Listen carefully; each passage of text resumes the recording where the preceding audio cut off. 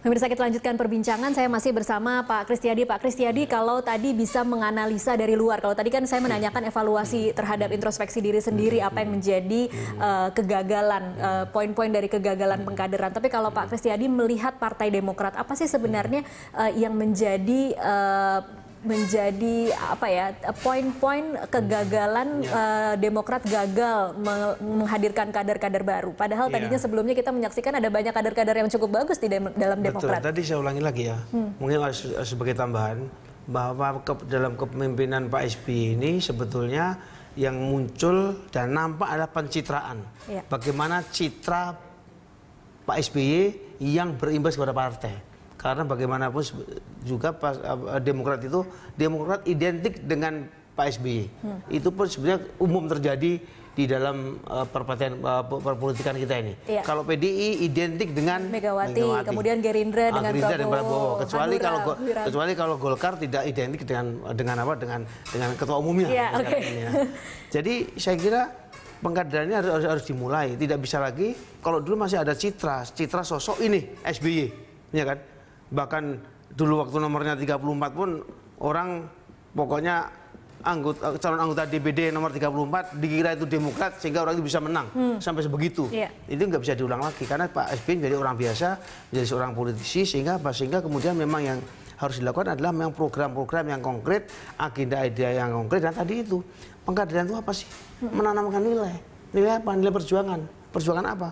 Perjuangan yang diyakini oleh Partai Demokrat di Pak SBY bahwa nilai inilah yang akan menyelamatkan bangsa ini menjadi bangsa yang beradab, maju dan modern. Itu ditanamkan. Kalau bicara soal saat ini, siapa sih sebenarnya yang bisa kemudian bersaing dengan sosok seorang SBY? 2 kali presiden, kemudian tokoh yang agak susah, kemudian ada gap yang terlalu jauh untuk bisa menghadapkan. Agak susah mencari untuk menyaingi presiden yang sekarang memang masih menjadi tokoh sentral dan karismatik di dalam Partai Demokrat, karena juga menurut saya Pak SBY juga kurang memberikan peluang bagi orang-orang muda dengan syarat-syarat yang tadi meritokratik dengan sistem demokratis untuk maju.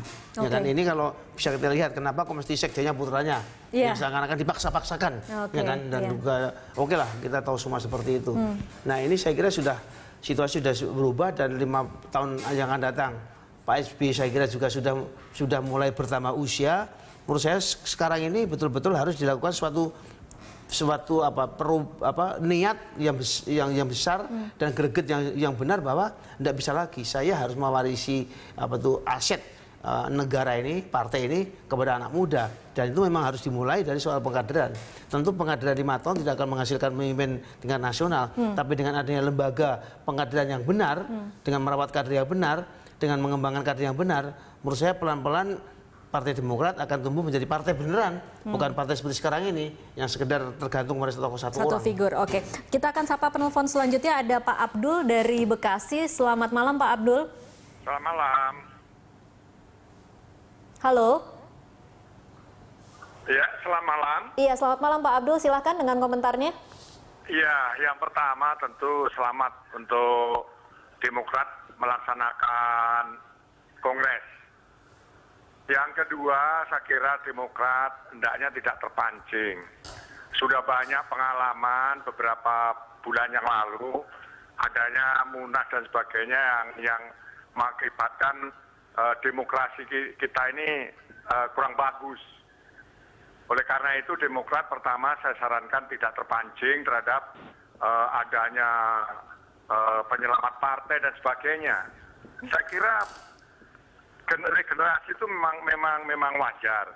Tapi selama partai ini masih menginginkan figur Pak SBY dalam rangka ikut partisipasi membangun bangsa, saya kira sah-sah saja. Jadi tidak perlu terpancing. Oleh karena itu saya sependapat kepada Pak pembicara yang di depan bahwasanya memang untuk menandingi figur Pak SBY itu sangat sulit. Oleh karena itu biar saja sekarang jalan saja. Kalau ada mencalon silahkan. Toh sudah ada aturan-aturan 20% atau 30% untuk mendaftarkan itu. Silahkan aja. Tapi kalau memang tidak ada mencalon, sah-sah aja Pak SBY dipilih secara aklamasi. Saya kira itu. Jadi supaya politik di Indonesia ini tidak rame terus, saya kira Demokrat pengalaman kemarin-kemarin tidak perlu terpancing lah. Oke, gitu baik. aja. Makasih. Baik, terima kasih Pak Abdul. Iya, baik. Enggak. Pak Kristiadi silahkan tanggapannya. Kalau saya sebetulnya merespon dari Bekasi ini juga benar itu, tapi juga yang sebetulnya saya ingin lebih maju lagi. Ada isu yang sebetulnya sudah ada di dalam hati benak tokoh-tokoh partai, tetapi mereka tidak bisa melontarkan isu ini dengan baik dan kemudian berkembang menjadi bermanfaat karena mereka berkepentingan dengan isu ini. Apa isu itu? Isu itu adalah politik uang di dalam partai. Iya. Sekarang yang menjadi persoalan utama bangsa ini adalah bahwa persoalan banyak, tapi yang paling utama bahwa partai sekarang ini dibiayai oleh suatu sumber dana yang tidak jelas, sumber daya yang tidak dipertanggungjawabkan. Padahal sumber keuangan partai yang tidak bisa dipertanggungjawabkan itu merekrut orang-orang yang mau berkuasa. Siapa itu? DPRD, siapa itu kepala daerah, siapa itu DPR, siapa itu wakil kepala daerah. Ini semua tidak ada yang bisa mengontrol. Ini berbahaya sekali. Ya. Uang yang dijadikan instrumen utama bagi pejabat publik, bagi kader-kader partai untuk maju menjadi penguasa. Tentu penguasa itu tidak akan memikir rakyat, akan memikir bagaimana mengembalikan duit, akan memikir bagaimana menumpuk duit, akan memikir bagaimana menumpuk kekuasaan. Nah, ini saya kira Pak SBY sadar betul seperti itu. Nah, kalau kemudian juga ada gagasan yang komprehensif, misalnya temanya adalah sebaiknya pertama partai harus dari sumber biaya yang bisa dipertanggungjawabkan dan transparan. Oleh karena itu negara harus mengalokasikan jumlah tertentu 0,5% dari APBN dan atau berapa untuk membiayai partai dengan kontrol yang sangat ketat. Itu akan memberikan kontribusi yang luar biasa. Dan Pak SBY pasti tahu bahwa partainya juga tidak bisa dibiayai ya tanpa kader-kadernya kemudian melakukan penyimpangan. Ini kan hampir semua kader-kader partai itu kan melakukan tindak-tindak yang sampai masuk kepada proses hukum ini kan sebetulnya di benaknya juga ada suatu cita-cita bahwa loh saya itu melakukan hal ini demi partai, tapi itu tetap keliru, tidak bisa dibenarkan. Jadi ini menurut saya isu sentral yang saya kira perlu sekali, terutama bagi partai-partai dan kalau Pak SBY mau menjadikan pemimpin dan ujung tombak untuk menggelurakan isu ini berguna sekali untuk ke depan. Kalau persoalan uang, kontrol keuangan di partai yang bisa lebih diawasi, lebih ketat dan semua kemudian juga bisa lebih adil, menurut saya kontribusinya luar biasa. Itu kalau kita berharap bahwa orang-orang partai bisa dipercaya dan bisa bertanggung jawab terhadap pembiayaan itu. Kita tidak usah percaya, tapi transparan aja. Bagaimana transparansi uang bisa dikasih 0,5% dari anggaran belanja negara besok itu 2.000 triliun. Cukup banyak untuk membiayai 10 atau 13 partai politik yang sekarang ini ada. Ya, dengan aturan yang ketat dan akuntabilitas yang jelas dan juga sanksi yang tegas, menurut saya itu akan kemajuan yang luar biasa. Kalau ini dibiarkan terus, kita akan berputar-putar ya toh, kepada suatu isu yang itu saja. Karena apa? Karena orang yang berkuasa sumbernya dari uang yang tidak bisa dipertanggungjawabkan dan tidak bisa diketahui sumbernya dari mana. Bisa sumber dari narkoba, bisa sumber dari segala macam yang haram. Kalau pernyataan tadi bahwa tidak ada salahnya lah SBY memimpin lagi sebagai ketua umum, menurut Anda ada bahayanya tidak sih kalau kemudian terus-menerus berpatokan terhadap satu figur? Oh, itu kiamat.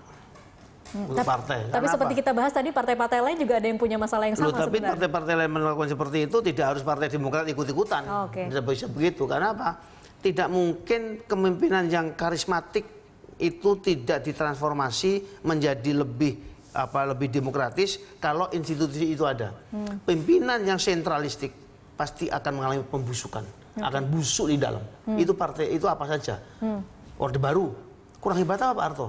Ya, kurang merasa membangun apa, merasa bahwa dia sudah mengabdikan dirinya secara bisa-bisan, tapi karena terlalu lama berkuasa dan sendiri, tidak ada regenerasi, yang busuk sekitarnya ini, itu yang ikut membusukkan Pak Harto. Ya, sama saja dengan negara-negara lain. Jadi kalau ada kemudian wacana yang mengatakan lebih baik SBY sebagai ketua Dewan Pembina dan berikan kesempatan untuk orang lain menjadi ketua umum, itu Anda setuju ya? Oh iya, itu pikiran yang waras juga tuh ya. Tapi saya kira, setuju ya. Sebab juga saya kira sudah saatnya juga Pak SBY menjadi lebih bisa memberikan pemikiran-pemikiran bagaimana memajukan partai dan bisa mengontrol bukan secara fisik, tapi bagaimana garis perjuangan partai selalu bisa dilakukan sesuai dengan cita-cita Partai Demokrat. Oke, baik. Terima kasih Pak Kristiadi untuk waktunya.